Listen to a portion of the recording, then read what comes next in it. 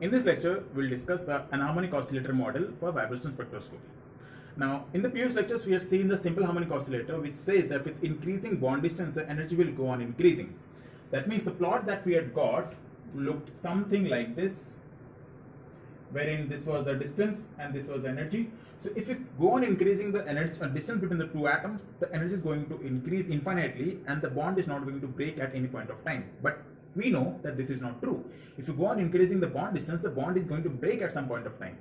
So this did not actually represent or map the real cases or the molecule's actual behavior. For that, we got what is known as an anharmonic oscillator. Now the plot for anharmonic oscillator is defined by the Morse potential curve, which says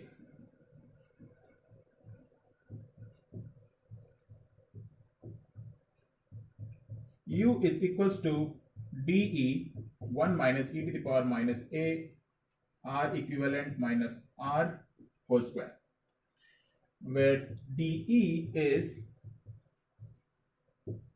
depth of potential well. And what do you mean by that? If you have the curve for this would look something like this, where as you go on increasing the distance, after some point of time, the energy is going to remain constant. And that means at this energy, the molecule breaks. And the amount of energy which is present here is known as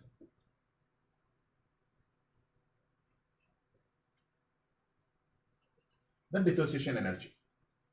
Okay. And they not really. Okay, I'll come to that later.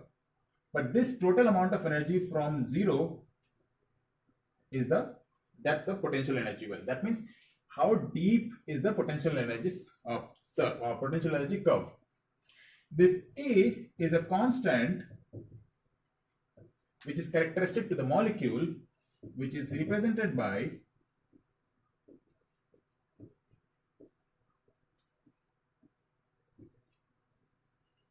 this formula. Now, this is not very important from the examination point of view, but just you can remember this. Okay. Now, this is the curve that you get, and this is the terms that we have.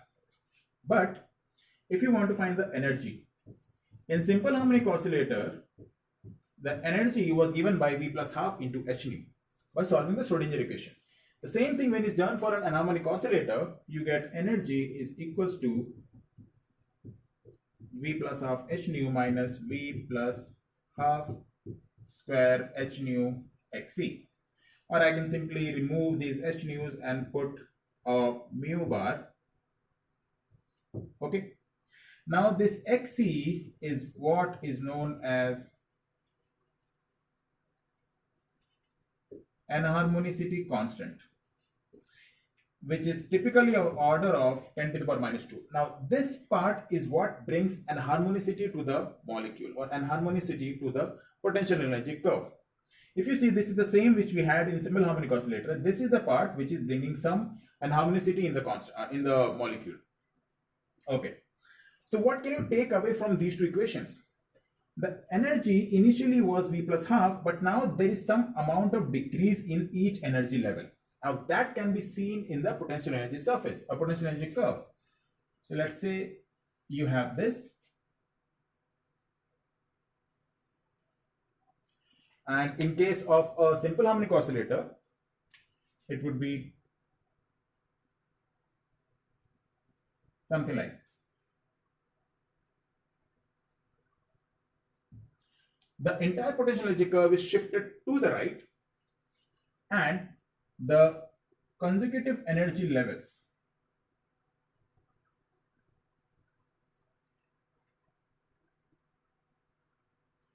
but in case of anharmonic oscillator, each level will decrease by some amount.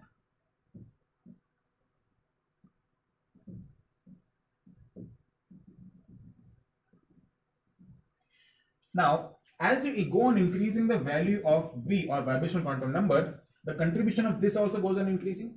That means each energy level is going to decrease by a larger amount than the previous energy level. And if that is true, the difference between any two consecutive energy levels is going to decrease as you go up. which in the case of harmonic oscillator was always h nu. Now in this case, which will not be h nu, but it will go on decreasing. Okay. Now this is the point where the molecule is breaking. Now this amount of energy from the 0 point energy or from the ground vibrational level is known as dissociation energy. And this is the amount of energy which is known as 0 point energy, the energy at the 0 vibrational energy level. So we can say dE is equals to 0 point energy plus dissociation energy. And this is an important formula from which questions have come previously. Okay. Now I can write V plus half 1 minus V plus half Xc to mu bar. Now this is the part which is known as mu oscillation, and this is the part which is known as and when multiplied with V plus half, this is mu ideal. Okay. Now mu oscillation is the frequency with which the molecule is oscillating. That means the real frequency. And this entire part is known as a mu ideal, which if you replace this mu oscillation with mu ideal, you will get this equation. Let's say all are in bar. You will get this equation, which is a simple harmonic oscillator case. So if you just replace this part with an ideal frequency, you will get simple harmonic oscillator. But this is the part which is bringing some reality or some enharmonicity to the system or to the molecule with which the molecule is rotating right now. So if you want to see whether there will exist a case where mu oscillation is equals to mu, that means if we can get this instead of this entire part. So that would happen like, let's say this is what? Mu into 1 minus V plus half Xc. This has to be mu. Now that would happen when this entire part is 1. That means 1 equals to 1 minus V plus half Xc. That would mean if this 1 comes here, 0 equals to minus V plus half Xc, or I can say V equals to minus half. V equals to minus half means there is an energy level which is even below 0 energy level or a negative energy level, which is not possible. So that means at no point of time or at no energy condition, this mu oscillation can be equals to mu. That means there will always be some enharmonicity to the molecule.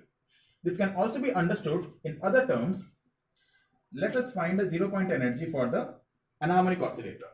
You would get mu is equals to, if I just put 0 in this equation, I would get half mu bar minus 1 by 4 mu bar Xc.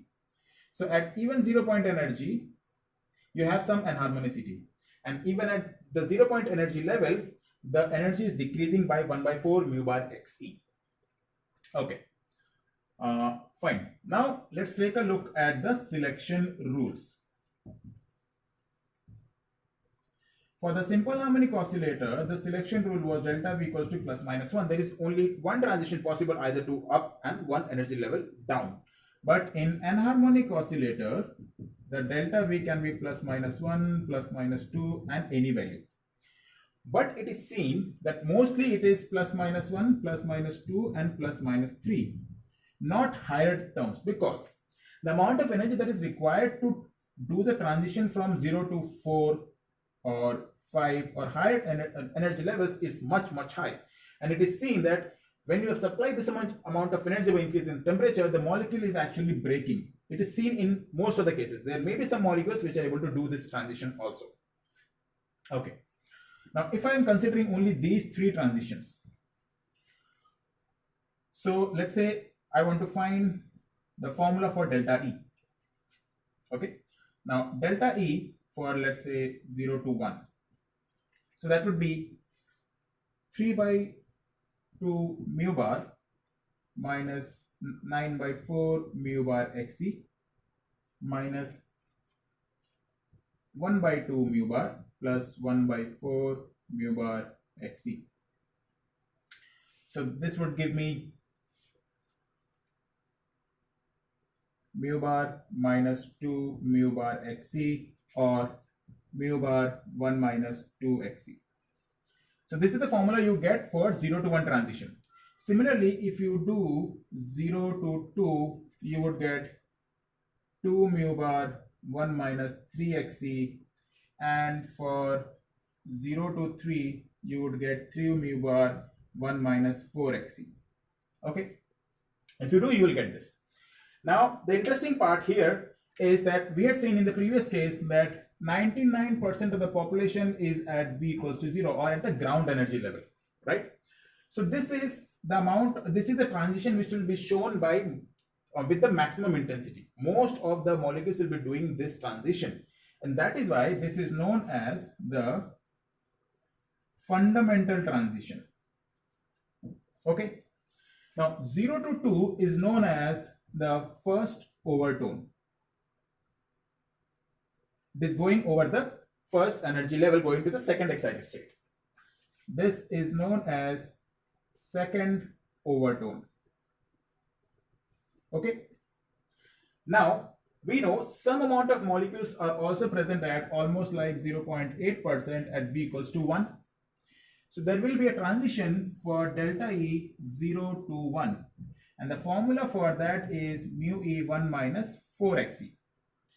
Now this transition, 1 to 2, yeah, for the molecules which are present at 1 going to the next energy level.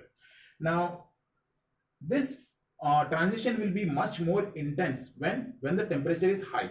When the temperature is high, more molecules will be going to the first energy level and the population will increase, and at that point of time only this transition will be much more intense.